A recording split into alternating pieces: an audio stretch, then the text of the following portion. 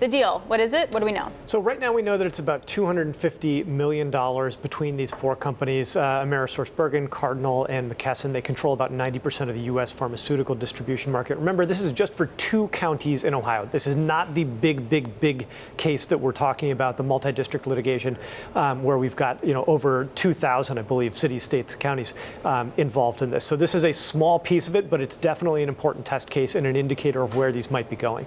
Drew, you said they control over 90% of the market. Isn't that in itself kind of worrying? And is there a case to break these companies up? 3 companies with that much control of distribution? That's a question for an FTC commissioner. We should have one of those folks on here. But no, I mean, these guys are the giants of distribution. Essentially, almost every drug that flows into America's medicine cabinets is touched by these guys.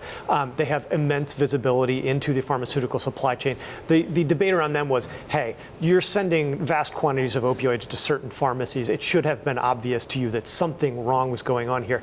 You bear some responsibility here for failing to spot and stop this problem before it claimed tens of thousands of American lives. I mean, that's really the issue here with them that's being claimed. So the main question, is $250 million a lot? To me, it is. To us on set, sure, but for these companies, for these 2 counties, no, is it a lot or is it not? I think this is going to play into the bigger settlement talks that we're talking about for the larger legislation. These companies have put $18 billion over 18 years, these 3 companies, on the table as a settlement amount.